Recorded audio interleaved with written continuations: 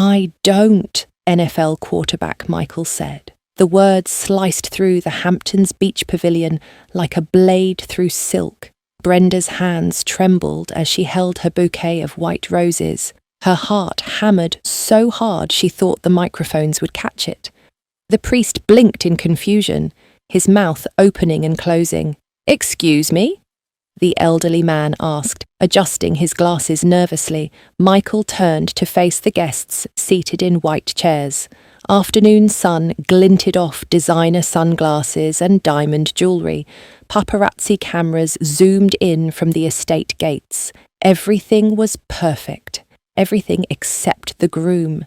"I said, I don't want to marry this woman," Michael announced, his voice carrying across the sand. His quarterback training made sure everyone heard. "Look at her, she's fat." Gasps rippled through the crowd like a wave.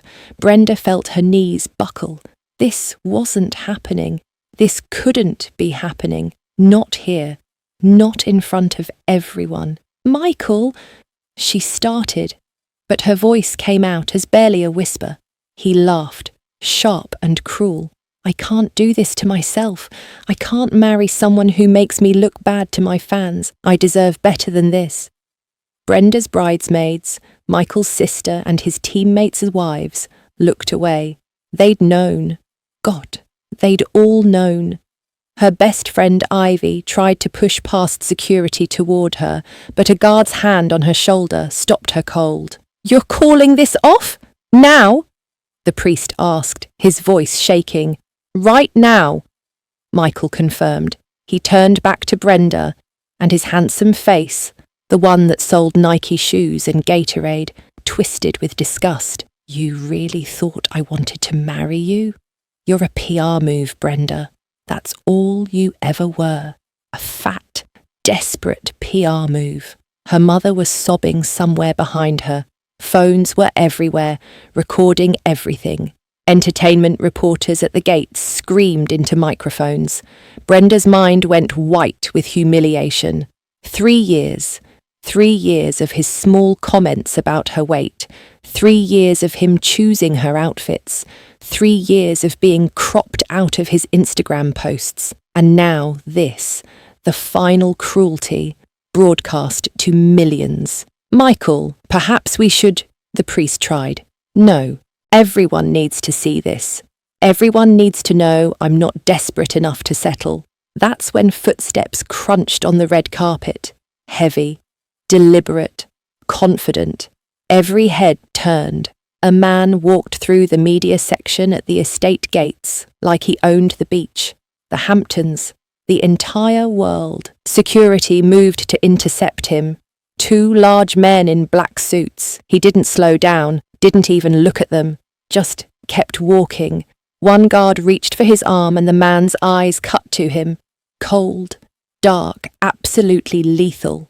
The guard's hand dropped. Both security men stepped aside like he was royalty. He was tall, Korean, maybe early 30s, in a black Tom Ford suit that made Michael's custom tux look cheap. His face was sharp and beautiful in a dangerous way, and when he moved, it was with the controlled grace of someone who knew exactly how much damage he could do. Guests leaned away as he passed their rows. The air itself seemed to bend around him. He stopped at the altar. The ocean wind caught his jacket. He didn't blink. "Who the hell are you?" Michael demanded, but his voice had gone thin. The stranger looked at Michael like he was studying an insect. "Step aside! Security!" Michael's voice cracked. "Get this psycho! I'll marry her." The words dropped like stones into water. Silence spread in rings, first the altar, then the front rows, then rippling back through 300 guests, until even the reporters at the gates went quiet. Only the helicopters and waves remained. "What?" Michael laughed, but it sounded wrong, scared. "You're insane. You don't even—" The stranger finally looked at Brenda. His eyes were dark and deep and saw everything, every humiliation, every small cruelty, Every moment she'd made herself smaller to fit into Michael's perfect life. "I've been watching you for months," he said, his voice low and certain. "Not on social media, not on TV. I've seen who you are when no cameras are watching. I see your worth, everything he's too blind and too selfish to recognise." Brenda couldn't breathe. Who was this man? He turned back to Michael, and the quarterback actually took a step backward. "You're going to humiliate her on television, in front of all these people, because you're a coward who needs someone to blame for your failures. So yes, step aside. I'll marry her instead." His attention returned to Brenda, and his voice gentled. "You don't know me yet, but you will, and I promise you, you'll never doubt your value again. I'll give you everything he couldn't. Respect, protection, a love that doesn't depend on cameras or what strangers think." He extended his hand, strong, steady, certain. Brenda's mind screamed at her. This was insane. This man was a stranger. This couldn't be real. But Michael's voice cut through. "Brenda, don't be stupid. You'll regret." And something inside her snapped. She looked at Michael, at his perfect face on magazine covers, at the face that just destroyed her in front of the world. Then at this stranger's outstretched hand, the reporters started chanting, "Say yes, say yes." Ivy was screaming her name. The stranger's eyes never left hers. "Choose yourself, Brenda. Not him, not me, yourself." Her hand moved. "Yes," she whispered. His fingers closed around hers, warm, secure, unshakable. "Yes," she said louder, her voice finding strength. "I'll marry you." The beach exploded into chaos. The stranger led her down the aisle, his hand never letting go. Men appeared from the crowd. His men, she realised, forming a protective wall. Michael stood frozen at the altar, finally speechless. A black, armoured SUV waited at the gates. "Wait!" Brenda said as they reached it, reality crashing back. "I don't even know your name." He opened the door, and for the first time, he smiled. Small, genuine, devastating. "Park Ju-1, and you're safe now, Brenda. That's all that matters today." The SUV's engine roared as they merged onto the highway. Brenda's phone wouldn't stop vibrating, lighting up with notifications. She stared at it, hands shaking. McWilliam's wedding, mystery groom, bride stealer, all trending, videos everywhere. Her face at the altar, Michael's words on loop. Park Ju-1 walking through that crowd like a force of nature. "Oh God," she whispered. "What did I just do?" Her phone lit up again. Ivy. 8th time. Brenda answered with trembling fingers. "Ivy? Brenda! Are you alive? Where are you? Who is that man? Should I call the cops? Ivy, I can't. Say pineapple if you're in danger. Say banana if he's listening. Say fruit salad if you need immediate rescue." Park Ju-1's mouth twitched, almost a smile. "I'm okay," Brenda said, and the truth of it shocked her. "I'm safe." "Safe? Safe? You just left your wedding with a complete stranger who looks like he murders people for a living." "Ivy." Park Ju-1 gently took the phone. "Miss Ivy, your friend is under my protection. She's safe. She'll contact you when things settle." He ended the call, powered off the phone completely. "That's my phone. Your life is exploding on that device." He glanced at her. "You don't need to watch yourself break in real time." Before she could respond, his phone buzzed. He checked it. His expression didn't change, but something cold flickered in his eyes. "What?" Brenda asked. "Michael just went live on Instagram." Her stomach dropped. "Show me." "Brenda, show me." Park Ju-1 hesitated, then turned his phone toward her. Michael's face filled the screen. Perfect hair, perfect lighting, tears running down his perfect cheeks. "I don't even know what to say right now," he was saying, voice breaking. I tried to do the right thing. I tried to be honest about my feelings instead of going through with a marriage that felt wrong. And she planned this. With that man, they humiliated me in front of everyone, in front of my family, my teammates, the world. He wiped his eyes. I'm the victim here. I hope everyone sees that.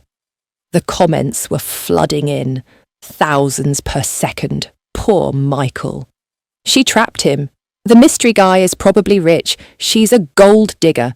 Michael deserves better. But also, he called her fat on Live TV. He's playing victim after humiliating her publicly.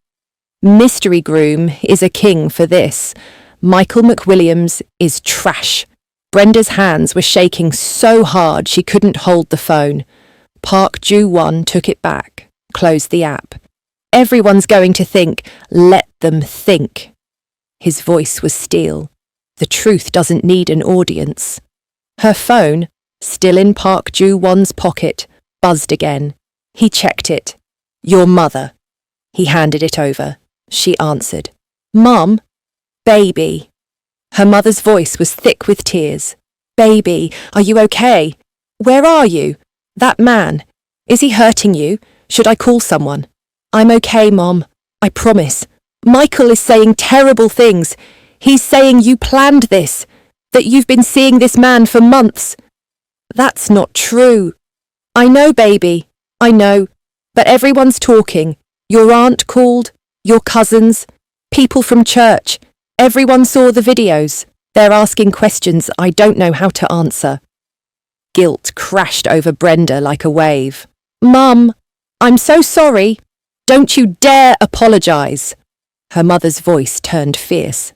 That boy humiliated you, called you names, broke your heart in front of the world. You did what you had to do to survive that moment. I don't care who that man is. He gave you a choice when you had none. Tears burned Brenda's eyes. I love you, Mom. I love you too, baby. Be safe. Call me later. The line went dead. Brenda closed her eyes, breathed. When she opened them, Park Ju-won was watching her with an expression she couldn't read. Who are you? She asked, not angry, just exhausted. Really, not just your name. Who are you?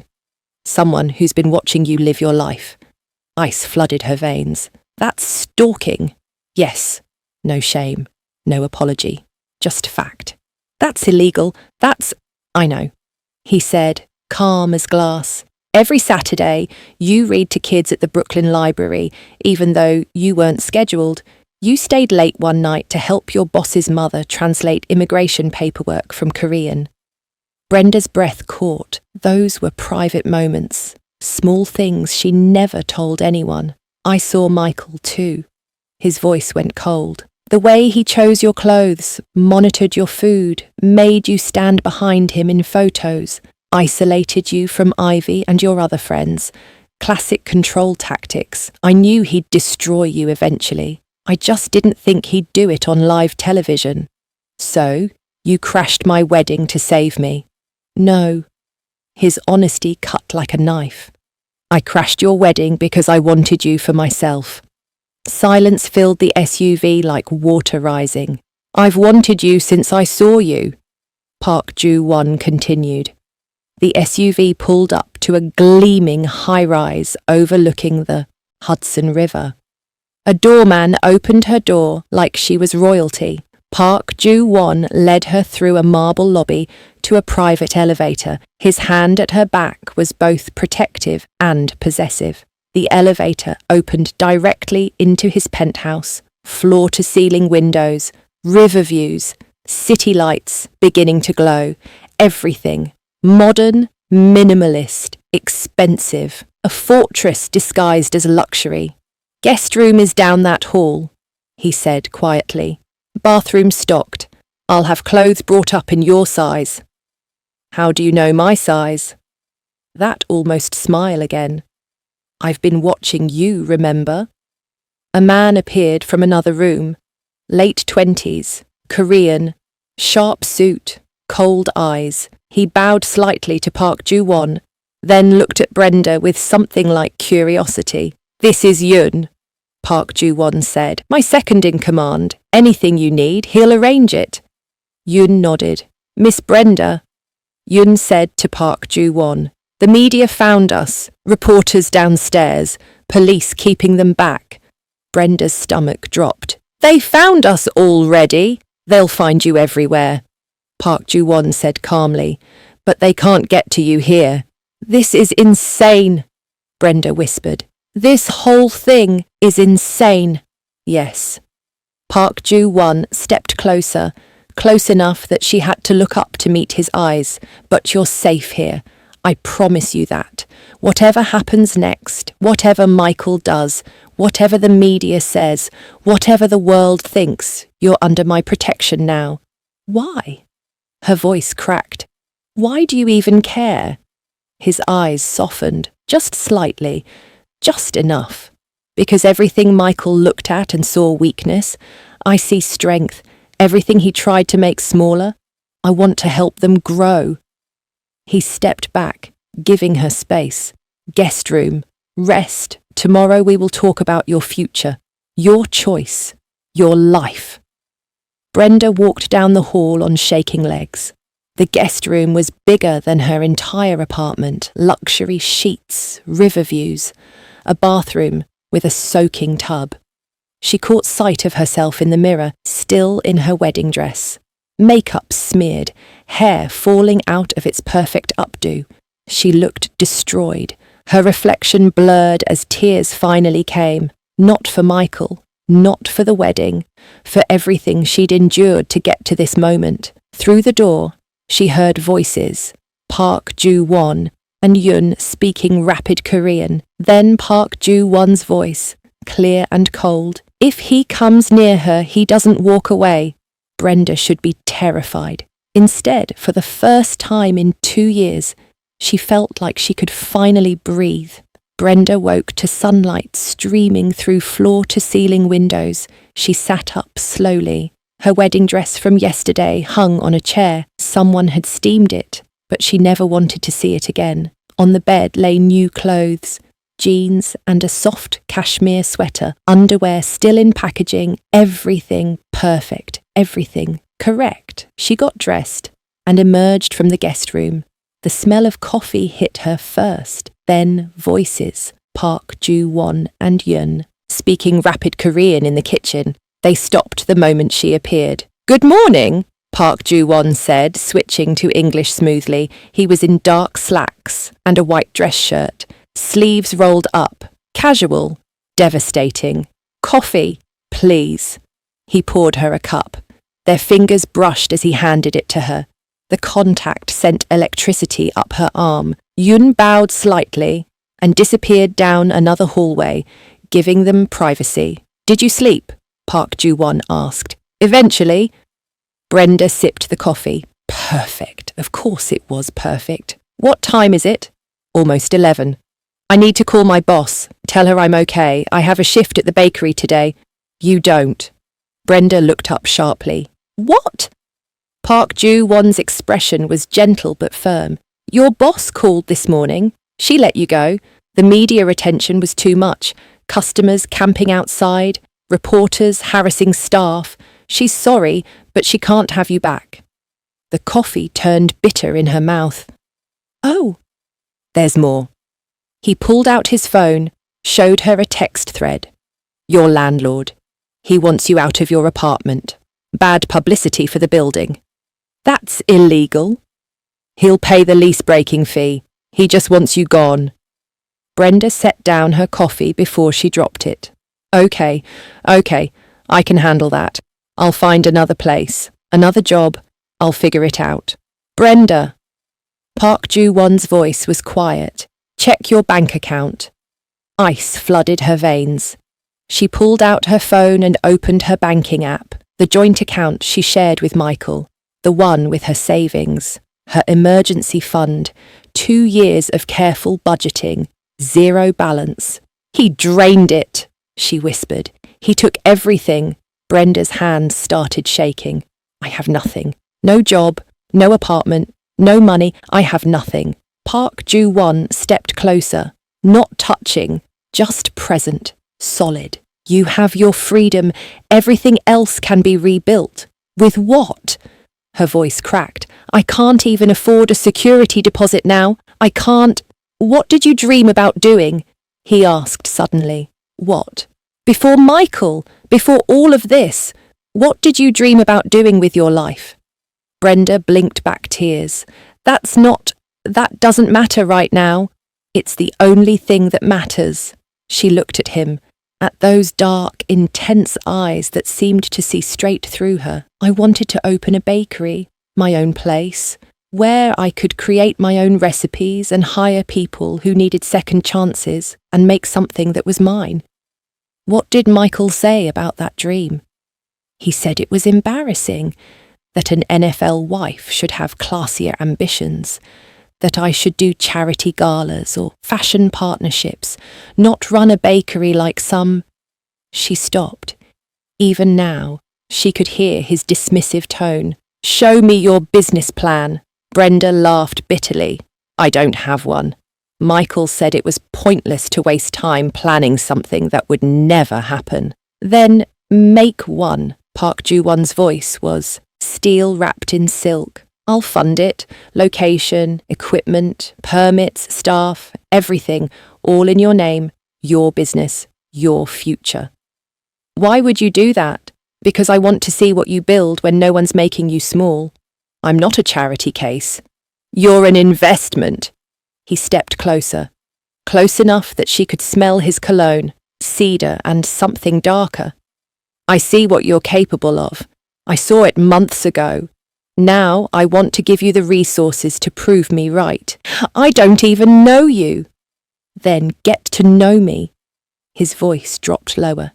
Stay. Build your bakery. Let me show you what your life could be when someone actually values you. Brenda should say no, should run, should go back to her mother's house and rebuild slowly, carefully, without this dangerous man and his dangerous world, but she didn't want to. Okay, she whispered. Okay, I'll stay. Something flashed in Park Ju-won's eyes. Satisfaction, possession, relief. Then we start today. The next month became a blur of purpose and possibility. Park Ju-won secured a prime corner location in Williamsburg, huge windows, exposed brick, perfect natural light. He connected her with contractors who worked fast and clean. Equipment arrived from commercial suppliers. Permits that normally took months appeared in days after a few of his phone calls. Brenda threw herself into every detail, designing the layout, testing recipes in the penthouse kitchen until Ju-won and Yun became her willing taste testers, creating a menu that balanced classic comfort with creative innovation. Ivy came over almost every day, painting walls, assembling furniture, planning the social media launch. I still don't completely trust him, Ivy said one afternoon, rolling sage green paint onto the accent wall. But I trust that you trust him, so I'm watching. Noted, Park Ju-won said from across the room, where he was installing shelving with Yoon. That almost smile played on his lips. But the most important part happened in the evenings. Park Ju-won's private gym became their sanctuary. He taught her Krav Maga, boxing, how to break holds and strike with devastating efficiency. Again, he said, holding the practice pad. Faster, like you mean it. Brenda's fist connected hard enough to make him step back. Better, but drop your shoulder more, like this. He demonstrated, his body moving with controlled power that made her stomach flip. Then he positioned himself behind her, hands adjusting her stance, his chest against her back. Feel the difference? She felt everything. The heat of his body, the strength in his hands, the way her pulse jumped when his breath brushed her neck. Yes, she managed. Good girl. His voice was rough silk against her ear. The tension between them built like a storm.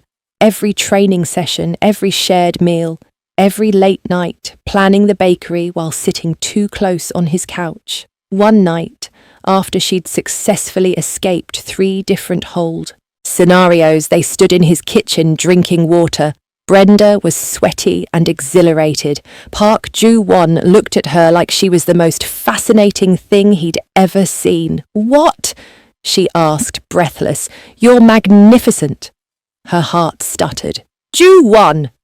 His name felt intimate, sacred. "Why are you really doing all of this?" He set down his water, closed the distance between them until she had to tilt her head back to hold his gaze. "Because you're kind, but not weak, smart, but not cynical. Because Michael saw a prop and I see a partner." His hand came up, fingers tracing her jaw with devastating gentleness. "Because I'm selfish enough to take what I want. And I want you, Brenda, all of you, your strength, your softness, your dreams, everything." She couldn't breathe, couldn't think, could only feel. "We barely know each other," she whispered. "Then let me fix that." He kissed her like he'd been starving for it, slow and deep and absolutely thorough. His hand cupped her face while his arm wrapped around her waist, pulling her flush against him. She melted into it, into him, pouring weeks of tension and longing into this perfect moment. When they finally broke apart, both breathing hard, he rested his forehead against hers. "Stay with me," he whispered, "not as a guest, as mine." "I'm already yours," she said, and meant it completely.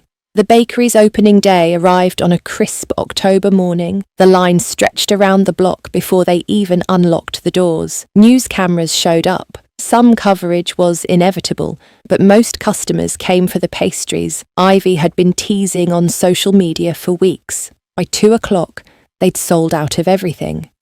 Ivy hugged Brenda so tight she couldn't breathe. "You did it! You actually built this!" Brenda looked around her bakery, customers at every table. Her recipes, her vision, her success. Park Ju-won stood near the window with Yoon, watching her with unmistakable pride. That evening, after the last customer left and Ivy headed home, Brenda insisted on closing alone. "Just tonight," she told Ju-won. "I need to do this myself to prove I can." He didn't like it. The tension in his jaw made that clear. But he also understood.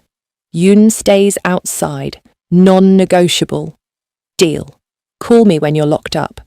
"I will." She kissed him quickly. "Thank you. For all of this." His eyes darkened. "Don't thank me yet. We're just getting started." She cleaned and counted the register as twilight settled over Williamsburg. Perfect first day. Perfect new beginning. She was turning off the lights when she heard the back door rattle.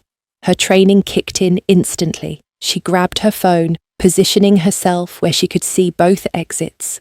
3 men burst through the back door she'd just locked. Korean, well-dressed, moving with professional efficiency. "Brenda Thompson," the lead one said in accented English. "You're coming with us." "Like hell I am." She hit Yoon's contact as they rushed her. The first one grabbed her arm. She twisted, used his momentum, and sent him stumbling into a display case. Glass shattered. The second one came from her left.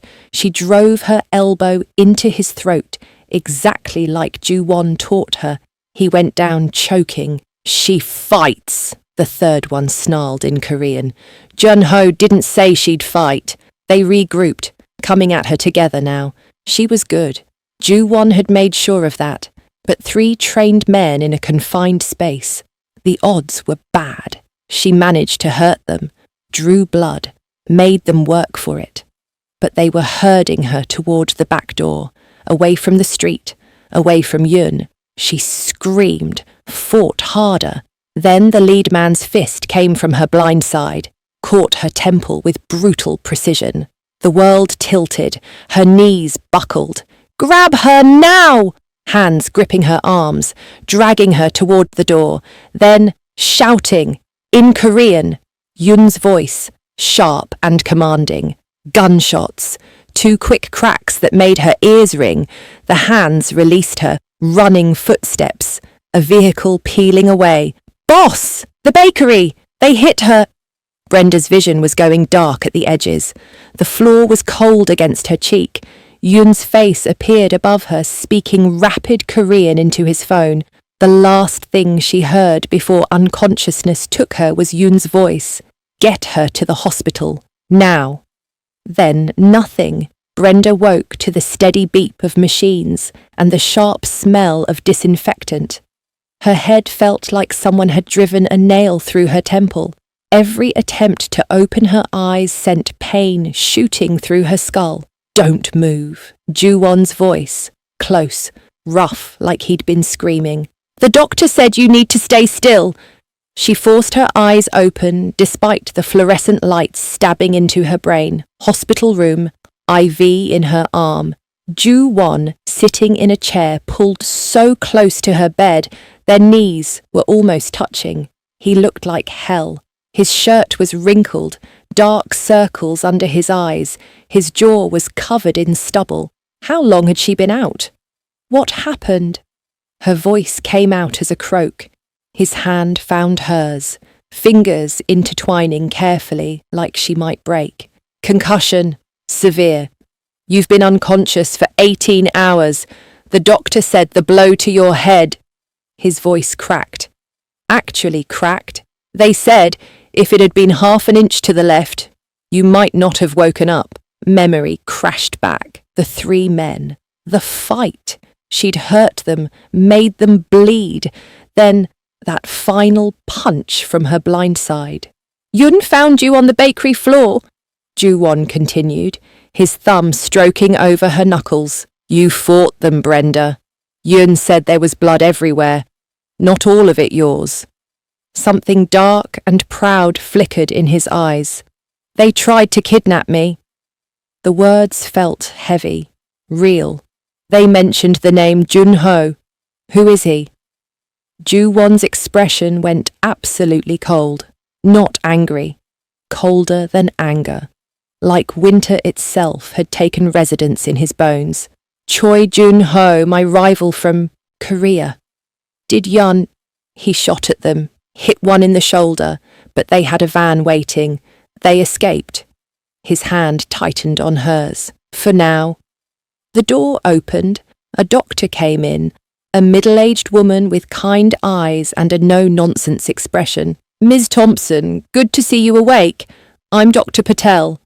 How's your pain on a scale of 1 to 10? 7? I'll increase your medication.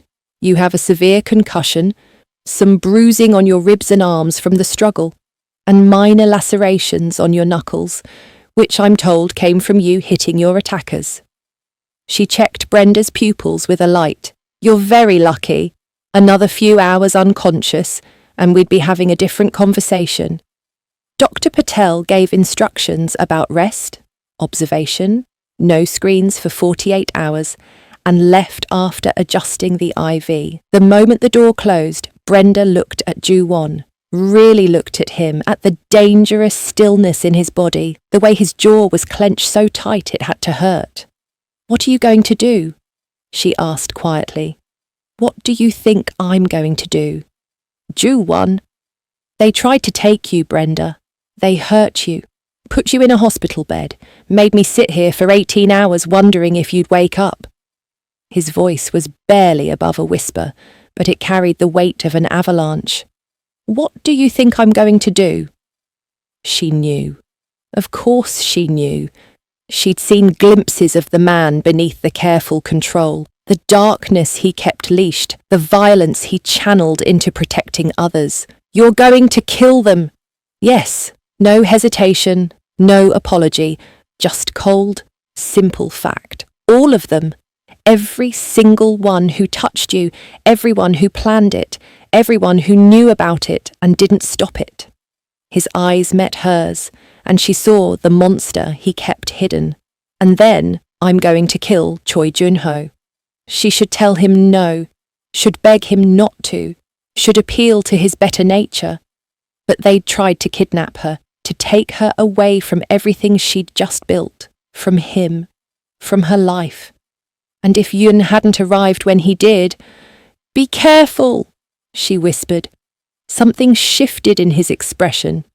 Surprise, then understanding, then something that looked almost like reverence. "You're not going to try to stop me. Would it work if I did?" "No." "Then I'm not going to waste my breath, but I need you to come back to me, in one piece, not arrested, not dead, back to me."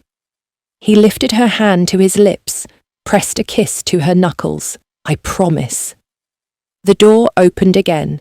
Yun stepped in, his expression grim. He spoke in Korean, rapid and urgent. Ju-won's eyes went sharp as a blade. "What?" Brenda asked. Ju-won stood, still holding her hand. "They found the van. My people traced them to a building in Flushing. Commercial space registered to a shell company. Junho's operation." "When?" "Now. I'm going now." "Ju-won." He leaned down, cupped her face carefully, mindful of her head injury, kissed her softly. "I'll come back to you. I swear it. But first I'm going to end this. All of it. No more looking over our shoulders. No more threats. No more fear. Promise me you'll be careful." "I promise I'll come back. That's the only promise I can make." He left with Yun. The door clicked shut. Two men in dark suits positioned themselves outside her room. Protection.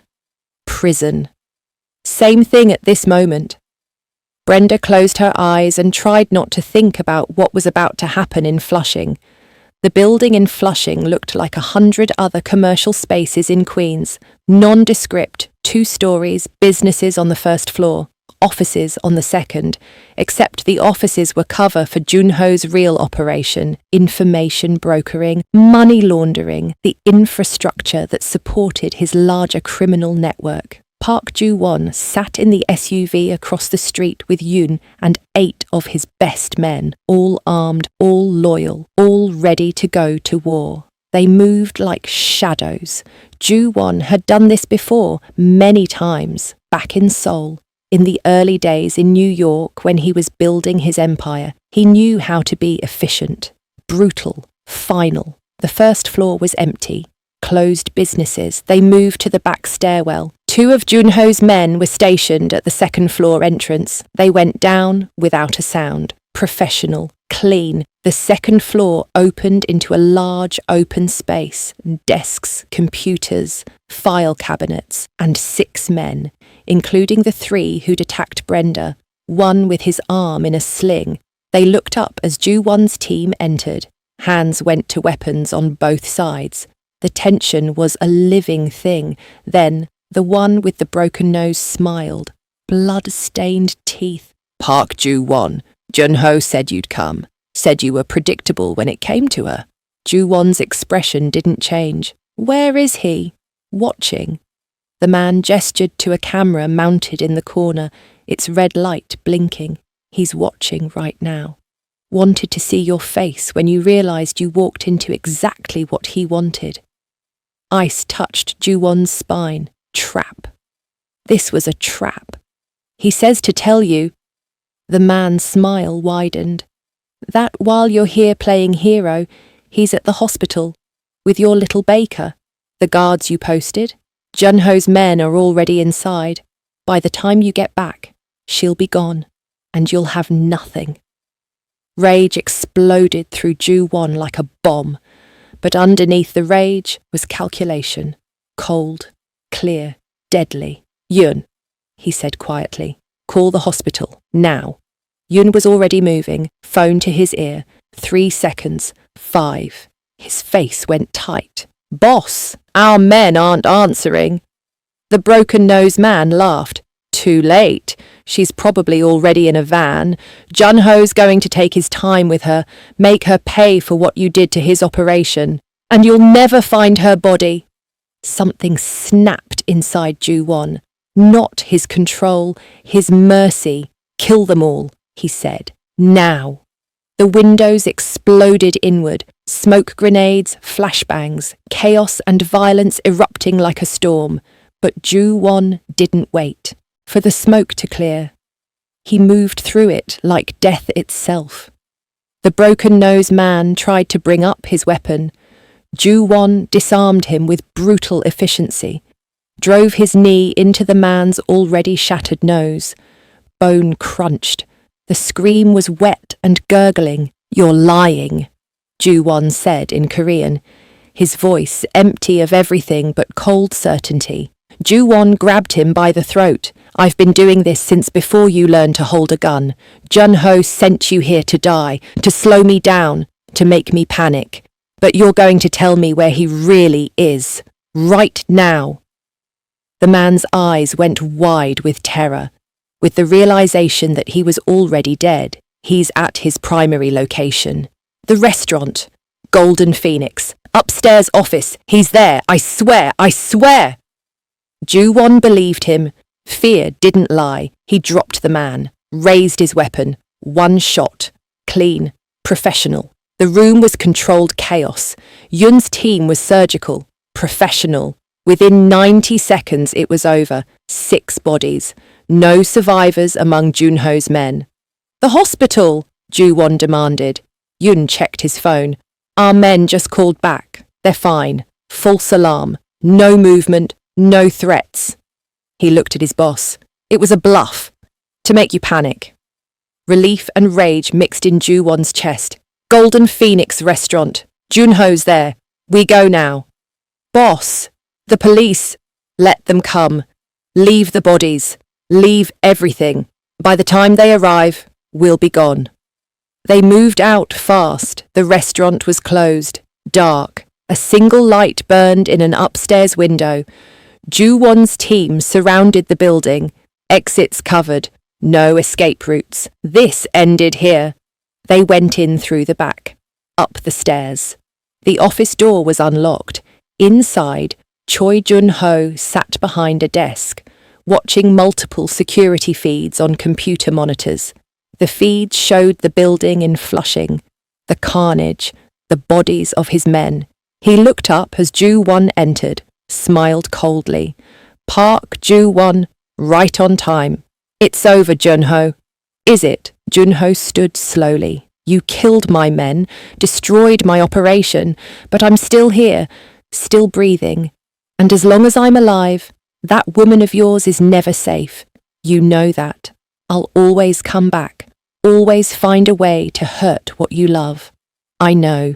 Ju-won raised his weapon. "That's why you don't get to stay alive."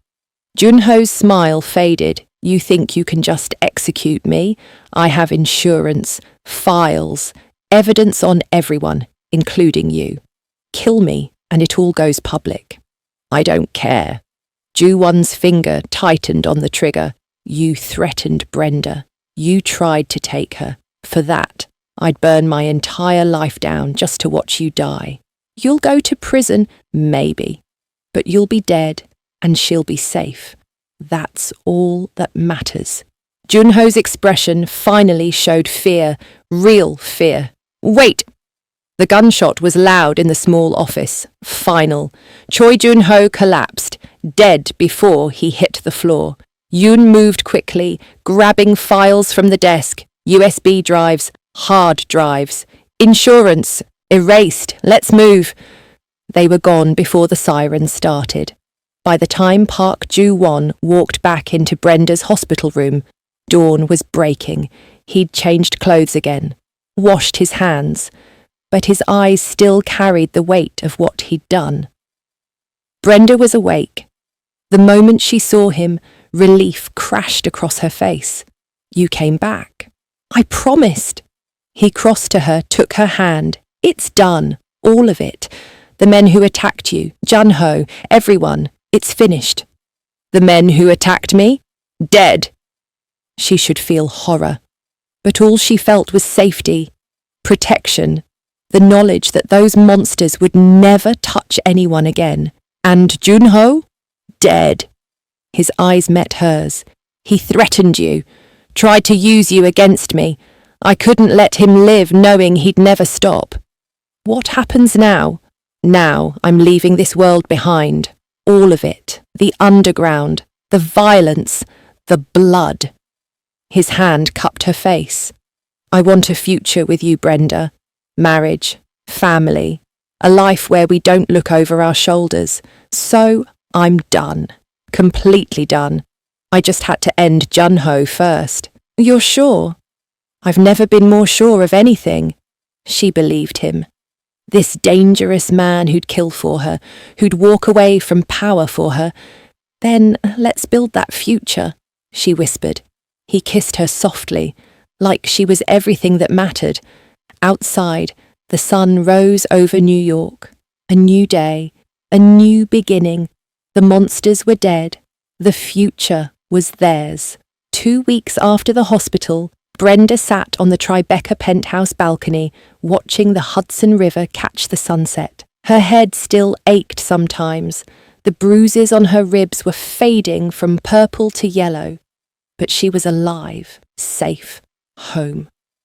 Ju-won emerged with 2 cups of tea, set one beside her, sat close enough that their shoulders touched. The comfortable silence between them felt like its own language. Do you regret it? She asked quietly.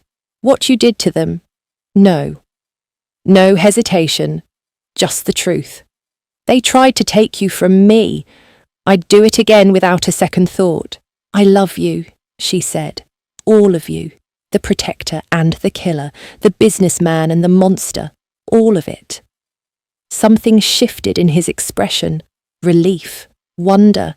Like he'd been holding his breath waiting for her to run. I don't deserve you. Probably not. But you're stuck with me anyway. He pulled a small box from his pocket. Simple. Black velvet. Opened it to reveal a platinum ring with a single diamond. Elegant. Understated. Perfect. Marry me, he said. Really marry me this time. Not as an escape. Not as a rescue. As a choice. As partners. As equals. Choose me, Brenda. Knowing exactly who I am and what I've done.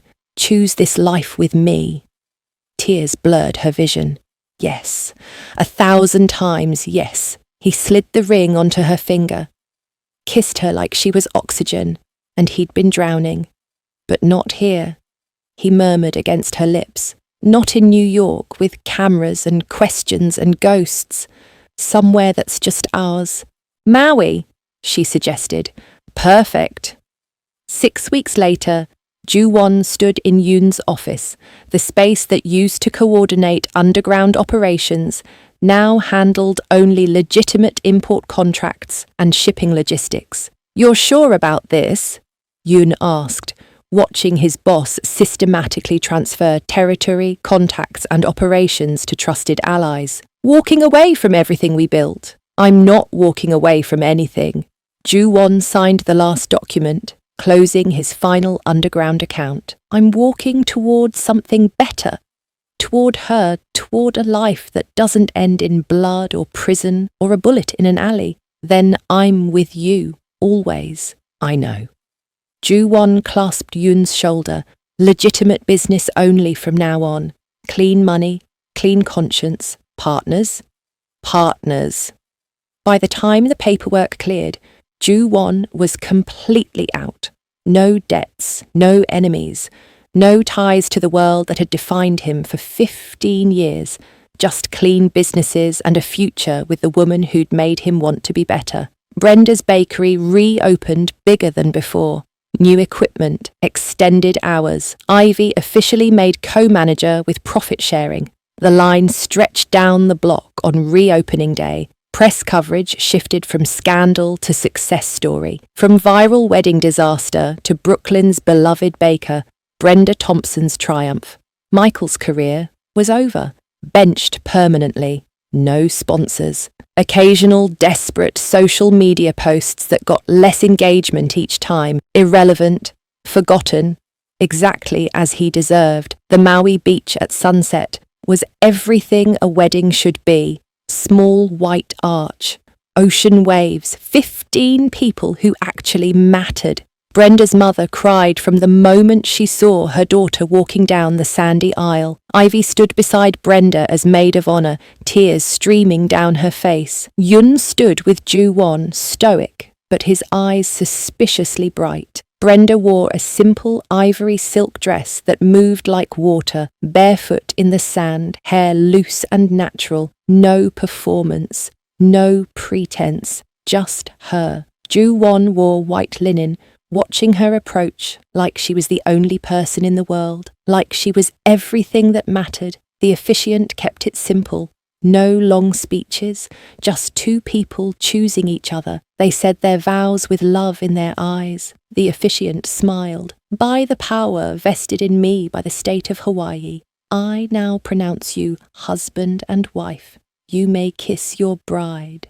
Ju-won cupped Brenda's face with both hands, kissed her slow and deep and full of promise. The sunset painted the sky in gold and pink.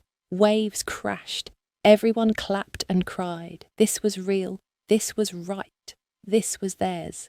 The reception was small, dinner under string lights, dancing in the sand. Real conversations instead of performing for cameras. Ivy gave a toast, crying and laughing. To Brenda, who taught me that sometimes the worst day of your life is actually the door opening to the best one. And to Ju-won, who proved that crashing weddings can work out if you're brave enough and love her enough.